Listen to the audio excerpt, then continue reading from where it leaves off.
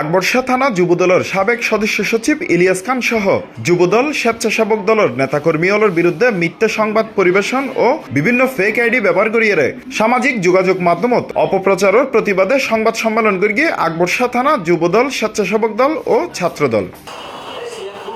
মার্চের 28 তারিখ ফিরোজ শাহ 9 নম্বর উত্তর পাহাড়তলী ওয়ার্ড বিএনপির কার্যালয়ত এই সংবাদ সম্মেলনত লিখিত বক্তব্য তুলে ধরে আকবরশাহ থানা যুবদলের সাবেক সদস্য সচিব ইলিয়াস খান। যখন অস্ত্র দিয়ে পাশান নিউজ করেছে আমাকে জড়িয়ে, সেখানে কোনো রকম আমার কোনো ভয়েস রেকর্ড নাই, আমাকে নিয়ে কোনো কথা নাই, আমি কি তাদের কষ্টের কথা বলছি না কি বলছি সে বিষয়ে কোনো আলাপ আলোচনা নেই। এই সময় তিনি হইয়ে যারা এইসব অপপ্রচার চালার তারা নজানিয়ে এরকম করেন, কিছু প্রচার করলে তা জানি শুনি গরিবর হতা হইয়ে যারা আমার বিরুদ্ধে প্রচার করেন মানে অপপ্রচার করেন আর তারা হাসা হইতে নজানি ননি হাসারা মানুষের হতা ধরিয়ে দেয় কোনো রকম অপপ্রচার নগরী বেললে যারা সাংবাদিকতা গুরুত্ব মানে অপপ্রচার করেন মানে এবার কুলুষিত করেন আর তারা হইতে জানিয়ে রে বস্তুনিষ্ঠ সংবাদ প্রচার করেন। আর স্বেচ্ছাসেবক দল, যুবদল, শ্রমিক দল, ছাত্র দল এটা প্রতিদিন ভুয়া নিউজ করেন ফেক আইডি দিই। বিশেষ করে আমার আকবরশাহ অবশ্যই গোটা দিন অপপ্রচার করে আমার আকবরশাহ আর চাই ইতারা বস্তুনিষ্ঠ সংবাদ প্রচার করক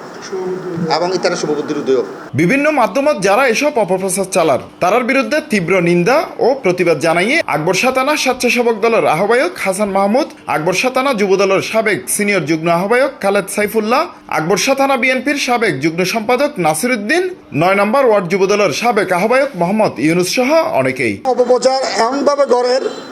ওর পরিবার সন্তানদেরকে নিয়ে অপপ্রচার করেন, যাচাই বাছাই করিয়ে এনে যে সত্য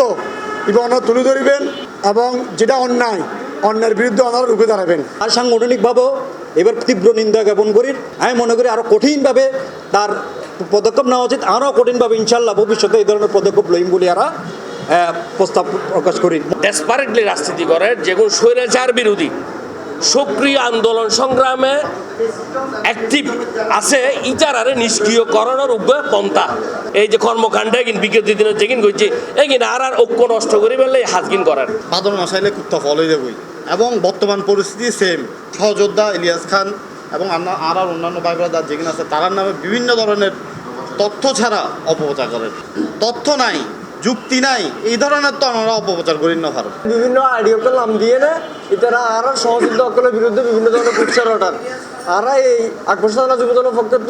এই কুৎসার বিরুদ্ধে তীব্র নিন্দা প্রতিবাদ জানাই। এই সংবাদ সম্মেলনত আরও উপস্থিত আছেন আকবরশাহ থানা বিএনপির যুগ্ম সম্পাদক নাসির উদ্দিন, থানা বিএনপির দপ্তর সম্পাদক গোলাম মৌলা পাভেল, মৎস্য বিষয়ক সম্পাদক আব্দুল হাকিম, আকবরশাহ থানা স্বেচ্ছাসেবক দলের যুগ্ম আহ্বায়ক নাসির আহমেদ সোহেল, আকবরশাহ থানা স্বেচ্ছাসেবক দলের যুগ্ম আহ্বায়ক আব্দুল মোতালেব, চট্টগ্রাম মহানগর মহিলা দলের সহসভাপতি নার্গিস বেগম, আকবরশাহ থানা শ্রমিক দলের সাবেক সভাপতি মনির হোসেন সহ যুবদল, স্বেচ্ছাসেবক দল, ছাত্র দলের অসংখ্য নেতৃবৃন্দ উপস্থিত আছেন। C plus TV, Chittagong.